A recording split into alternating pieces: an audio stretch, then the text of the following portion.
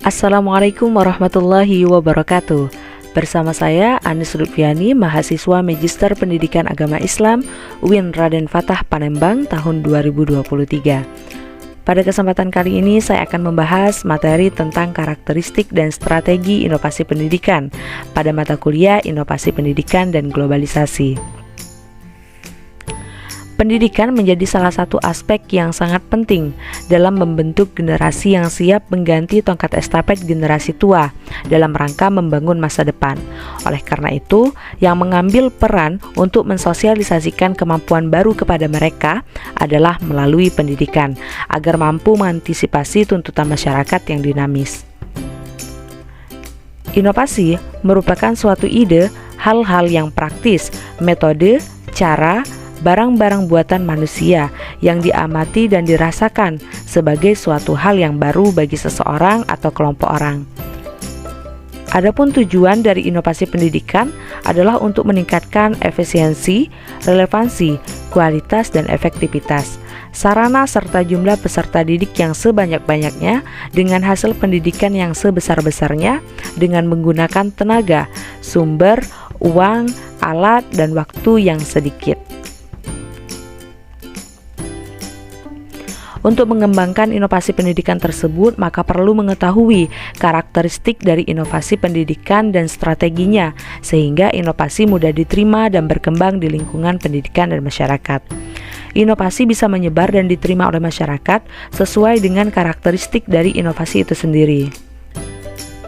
Rogers dalam Rusdi Ananda dan Amiruddin menjelaskan terdapat beberapa karakteristik yang bisa mempengaruhi penerimaan inovasi, yaitu yang pertama, mempunyai keuntungan relatif.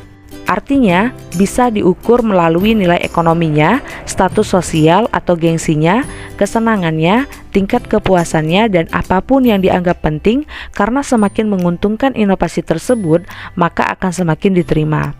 Yang kedua, kompatibel atau tingkat kesesuaian dengan nilai, pengalaman, serta kebutuhan dari penerima.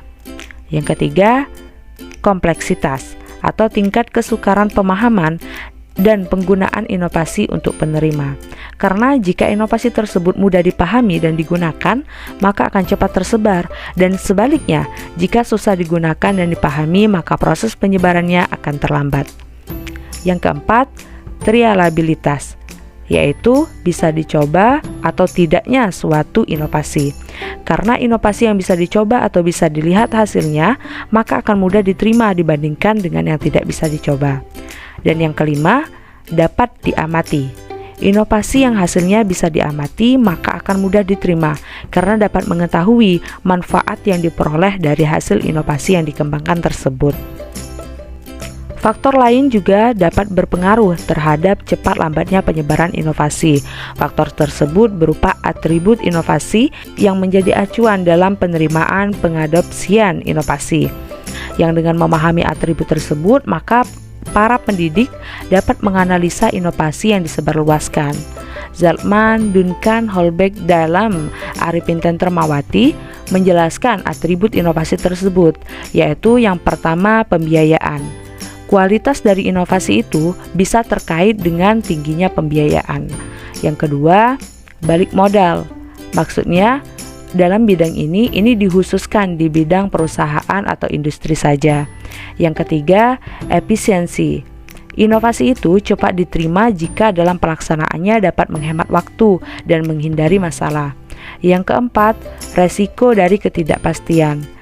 Inovasi dapat diterima jika resiko yang dihadapi sangat kecil. Yang kelima, mudah dikomunikasikan. Inovasi akan mudah diterima jika isinya mudah dikomunikasikan kepada klien. Yang keenam, kompatibilitas. Penerimaannya tergantung dengan sesuai tidaknya inovasi tersebut dengan nilai yang ada di masyarakat. Yang ketujuh, kompleksitas. Artinya mudah digunakan. Yang kedelapan, status ilmiah.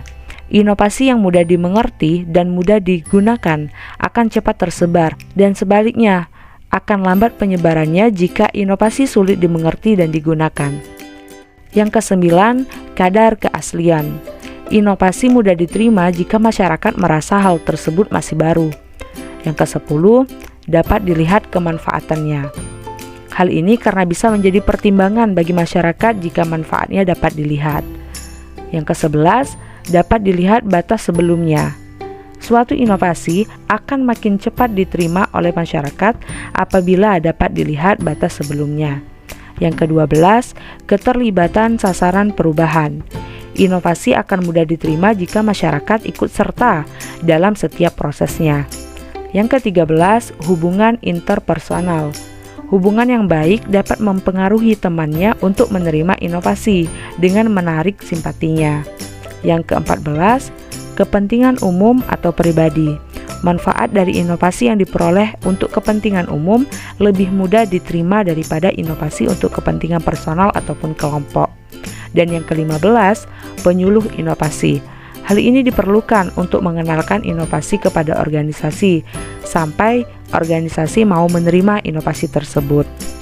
Itulah tadi beberapa karakteristik daripada inovasi pendidikan.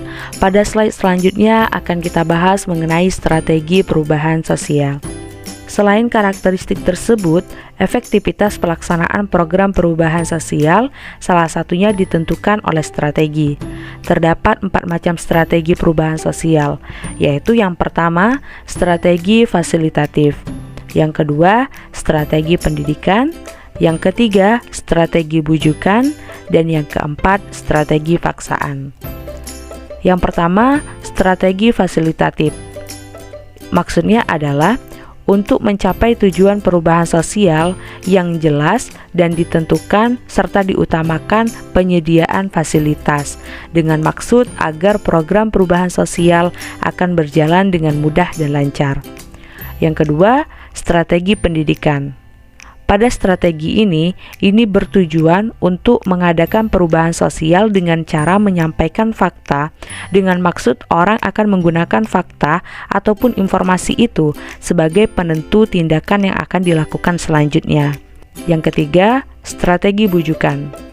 Strategi ini dapat dilakukan dengan cara membujuk atau merayu agar sasaran perubahan atau klien mau mengikuti perubahan sosial yang direncanakan dengan memberikan alasan, mendorong, atau mengajak untuk mengikuti contoh yang diberikan.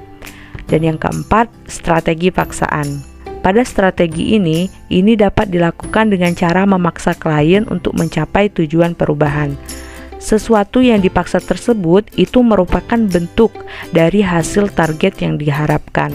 Kekuatan paksaan dipengaruhi berbagai faktor, antara lain ketatnya pengawasan, tersedianya berbagai alternatif untuk mencapai tujuan, dan tersedianya dana atau biaya untuk menunjang pelaksanaan program. Mungkin ini saja yang dapat saya sampaikan mengenai materi tentang karakteristik dan strategi inovasi pendidikan. Semoga apa yang saya sampaikan ini bermanfaat bagi kita semua. Terima kasih atas segala perhatiannya. Saya akhiri. Wassalamualaikum warahmatullahi wabarakatuh.